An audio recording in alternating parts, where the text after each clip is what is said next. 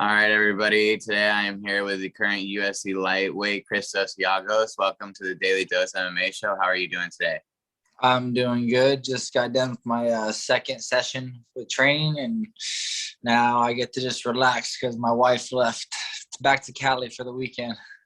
I was just going to ask you, you have a fight coming up in September. How is training camp going and how are you feeling? Training camp's going good. This is I jumped right into camp when I moved out here in Florida, so just adjusting with the new team. And for you, is there anything that you've seen from your opponent so far, without obviously giving too much away, that you feel like you can really utilize?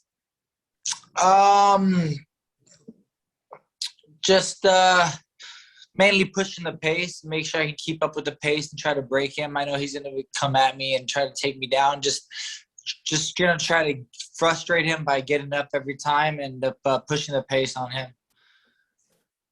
And your weight class that you're in, it's kind of a murderous row. I mean, even outside of the top 15, is there any kind of part of you that, you realize almost every single fight is your toughest fight up and coming? Is it kind of a little more pressure every single time if you keep stacking up these wins? Definitely. The pressure definitely builds up, but it's something that you want to do, you want to go for, and you just kind of you kind of just enjoy the journey, whatever happens. That's kind of, I just focus. I don't like to look too far ahead in the future as well. I always look at it like one fight at a time, and every fight is the most important fight, no matter what. And you said you were training now in Florida instead of California. That was right? Yes, sir. So what made you transition to Florida?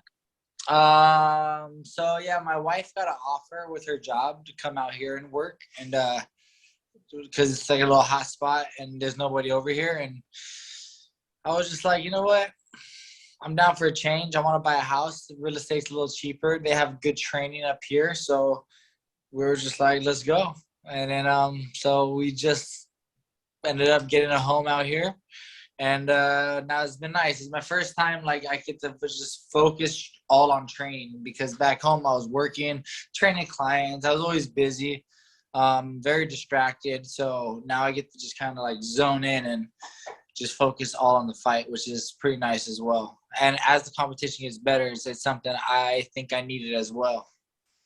Well, first off, congratulations to her, and congratulations on the house in Florida. As one Californian to a former Californian, I know the real estate out here is god awful. But let me tell you something, we are both on the same boat here. It's still so bad here in California, and it gets hotter every year, man. Why don't people want to leave? Go somewhere else. Yeah. And I was like, oh, what I can get a condo out there, I can get a nice big home out here. So and that's what we did. We bought a 3-bedroom house with a nice big backyard with a pool for like the price of a condo out in Cali. So just wanted to kind of just enjoy life enjoying my new life with my wife, So yeah. And do you feel like right now you're probably in like the best mental state going into a fight? I mean, you said that you've been training full time instead of having to work another job. You seem very relaxed. You seem very calm. It seems like like you said, you really are enjoying life. Do you feel like right now you're like mentally and physically going into the best fight shape of your life?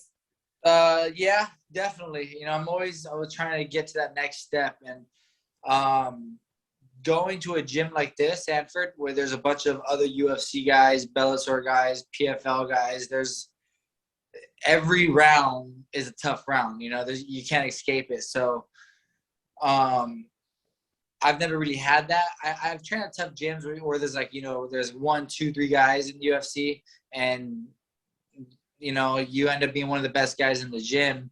So the adaptation of training at the new place is crazy. Every round's tough, and it's making me, the first 2 weeks was kind of rough, but it's definitely making me stronger, better, and I can't get away with what I used to get away with a lot. I'm getting my holes are getting exposed, so it's good that I feel like I'm really sharpening up, and the cardio is just always I'm like, I live sore. I live sore. I was actually just you kind of led me into my next question. I was just gonna ask when it's like training, or what is it like training with all these guys? I mean, you have a top. I'm pretty sure, yeah, top 5 lightweight. I mean, in your own division, and Michael Chandler training at that gym. Is it just seeing the way he trains? Do you think that makes you a little better just because you can kind of see what that top lightweight is, and then where you eventually want to be? Definitely, yeah, most definitely. I'm still waiting to get. I mean, I got to work with him a little bit, maybe like twice, a little here and there. But I would like to get to work with him more, so I can definitely kind of test myself and kind of just see where I stand. But I see him in the gym. I see him hitting mitts, and he's definitely good, very strong. And it's cool seeing some of the top guys in there and where you match up with, So yeah, it's sometimes you're the hammer, sometimes you're the nail. That's what happens. And for you, we're about 3.5, 4 weeks away from your fight. I mean, you look like you're a pretty big guy for lightweight. How's your weight going right now? I mean, obviously no weight cut is fun, but have you already started dieting and things like that?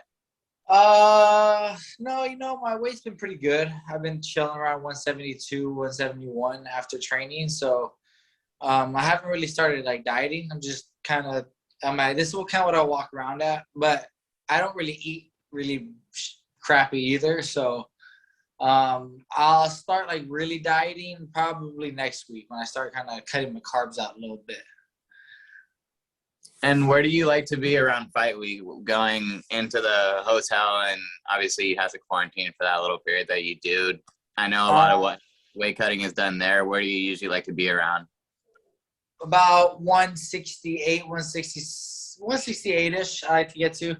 167 if I can, but I'm content with like 168, 169. As long as I'm under 170, I feel pretty good. And then I start cutting my carbs, water loading, doing all my stuff. And I usually cut about 7, 8 of actual water. So kind of got it down to a science. I was just going to say, 172, that's only 12, 16 pounds. Or no, what is that? I don't know. I'm really bad at math. 17 pounds. 17 pounds, yeah, outside of weight. That's not really too bad of a weight cut at all. I mean, there's a lot bigger guys that are cutting a lot more weight to get down to your division. I mean, obviously, Definitely. like I said, no weight cut is fun, but I don't like cutting too much weight anymore. I used to be a little bigger. I used to carry a little more weight. But I like being a little bit smaller because I like to feel good in there. And when you cut too much weight, it's easy to get knocked out, and it sucks. I'm not trying to do all that. And for yourself, do you have a game plan kind of coming in? I mean, obviously getting a knockout is everybody's kind of game plan, but is there anything you feel like you can utilize specifically? Just be patient and don't rush.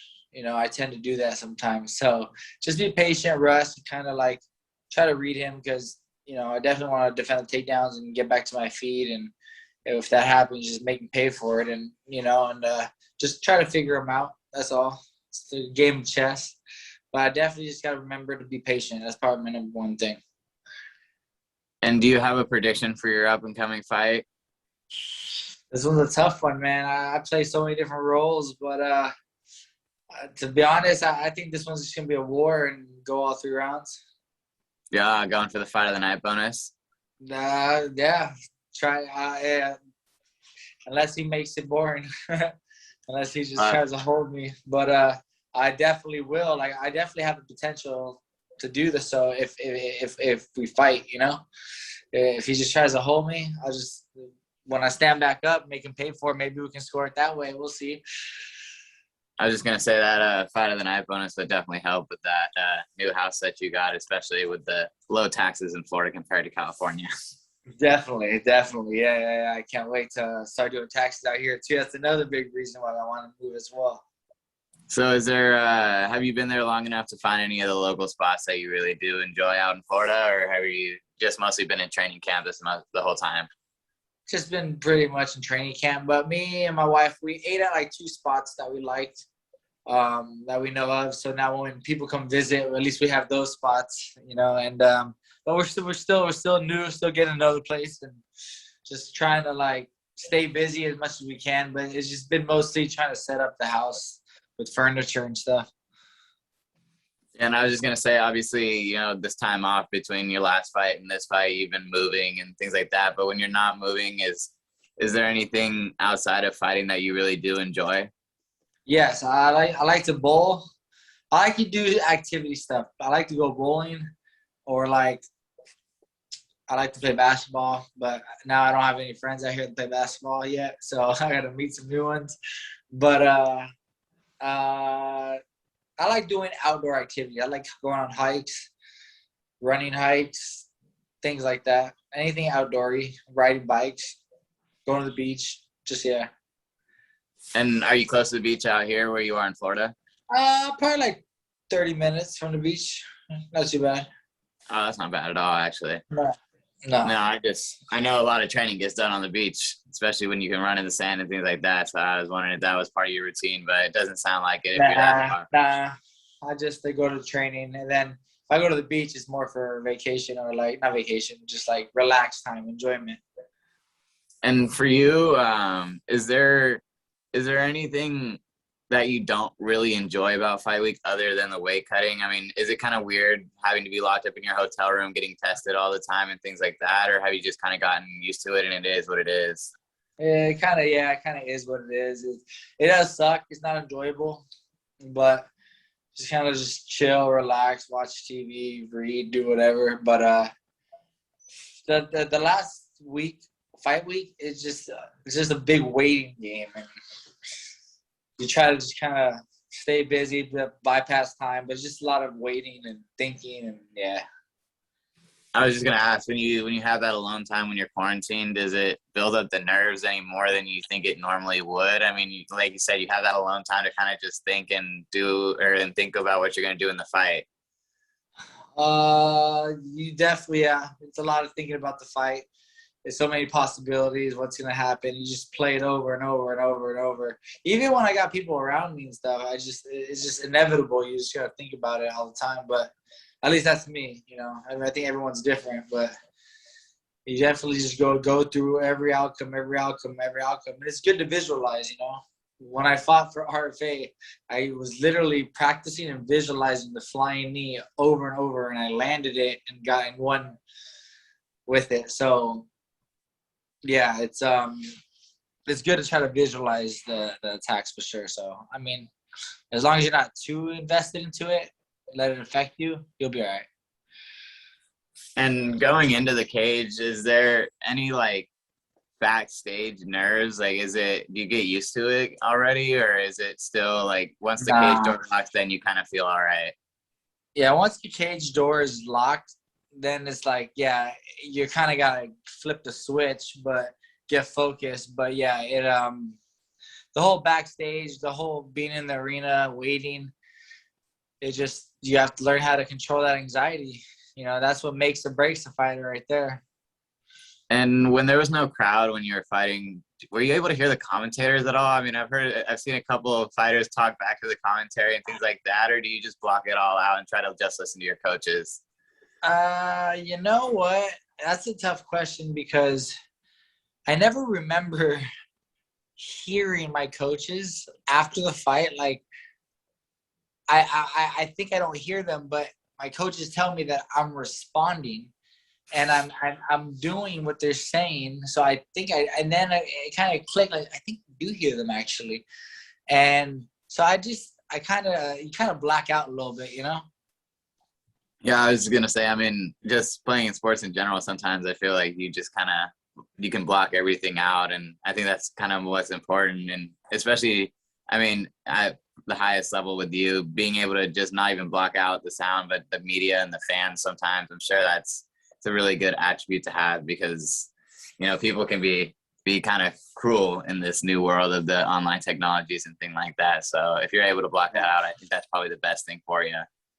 Yeah, you just have to learn, just like, hey, it is what it is. You're going to have to go out there and fight anyway. Might as well fucking be zoned in. So, well, man, I do appreciate your time coming on today. I know you're a busy guy, and like you said, you're moving in the house and things like that. So we do appreciate your time. If there's anything else you'd like to say, man, the floor is yours.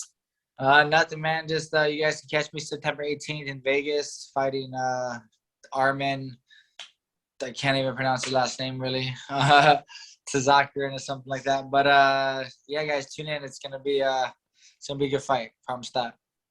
All right, well, guys, you heard it here first. Tune in September 18th.